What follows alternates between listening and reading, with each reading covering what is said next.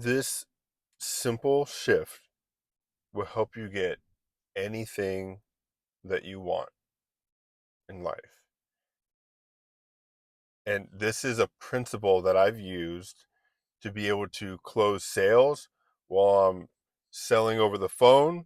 This is a principle that I've used to be able to close different deals. This is also a principle that I've used to be able to invest and be able to keep that money in investments instead of pulling it out. And it's so simple. Uh, you've probably used this without even knowing it in the past. And it's the person who doesn't need fill in the blank is the one who holds the power.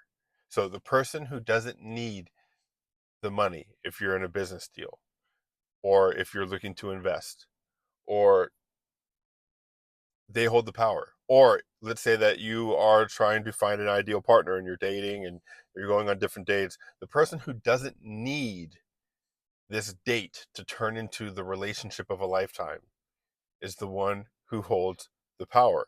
And I don't get this confused with thinking that power is good or bad. It's not.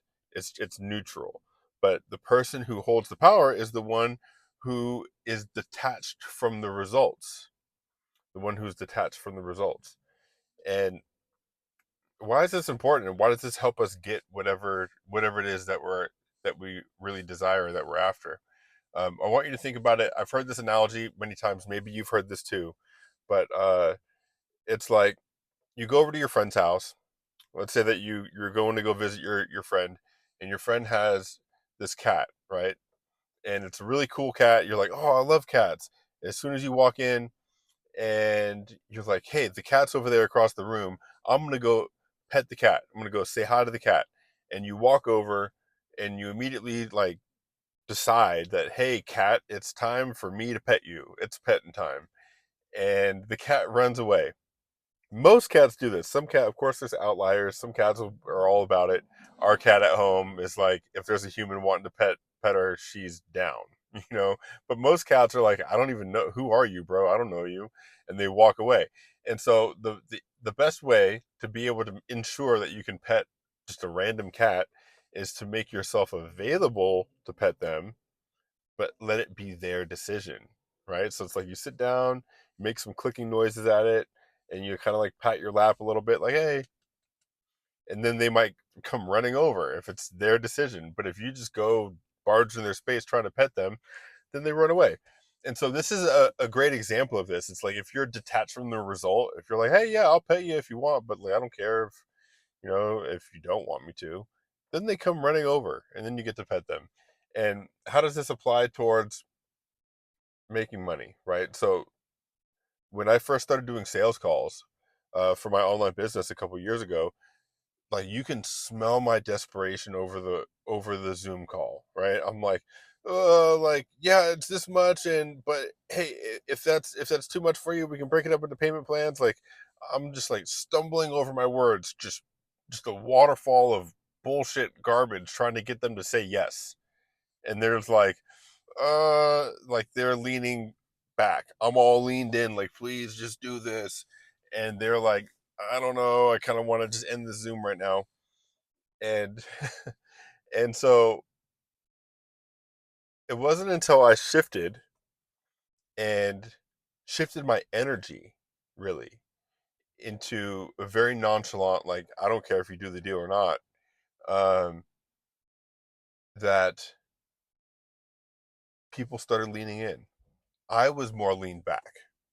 Like, like this is what it entails.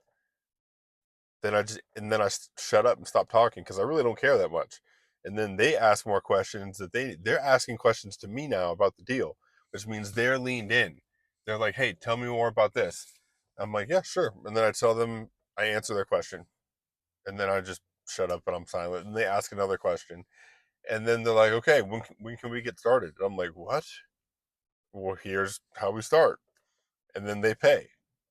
And then I'm like, holy shit, I just closed the sale. And the way that this would work was because I want you to imagine that you're sitting like at a table at a coffee shop on a first date with somebody, right? And you sit down with them and they just lean all the way over the table and they're just looking at you like this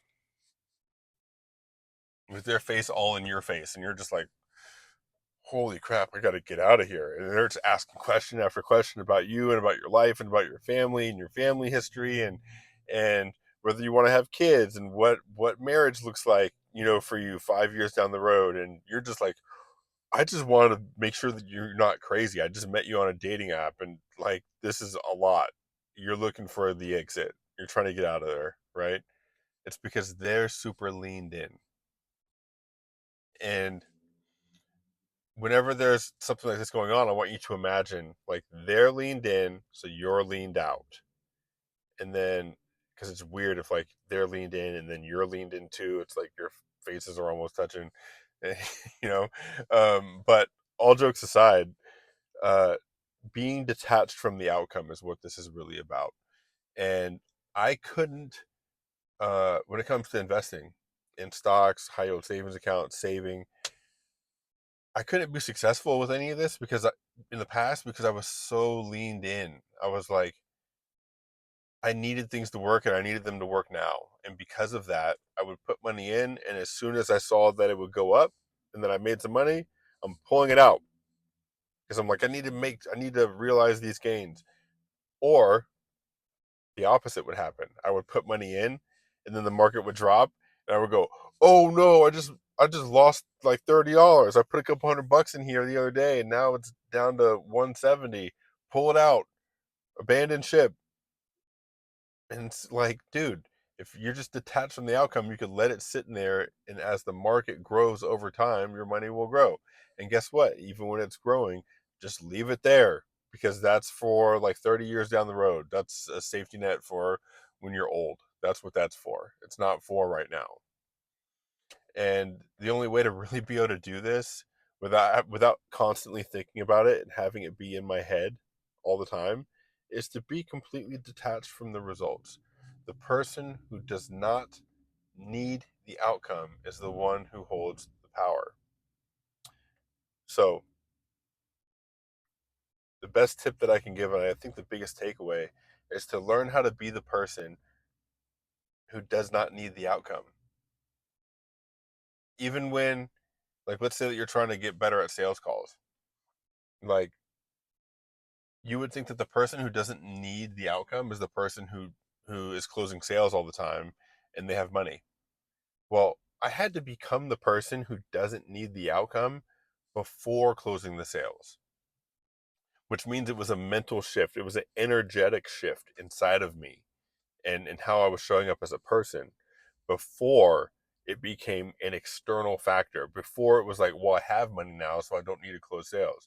It's like, no, when I closed my first sale, I didn't have money and I needed it, right? Like I had bills to pay, but I still had to energetically shift and become a person and show up as a person, show up as if I didn't need it. Even though on the inside, I'm like, yeah, like that would be nice. But really what happened was like, I was like, yeah, it would be nice if I close the sale, but you know what? Like, even if I don't, whatever, I'm going to book more sales calls and I'm going to close one that's right, even if it's not this one. So who cares? And then close the deal. So, and then just continue to do that. And it gets easier and easier to do that over time. But the person who does not need the thing to happen is the one who holds the power. Work on becoming that person, and you will see a shift in everything that you do. I know I have. Anyways, that's it. Hope it's helpful.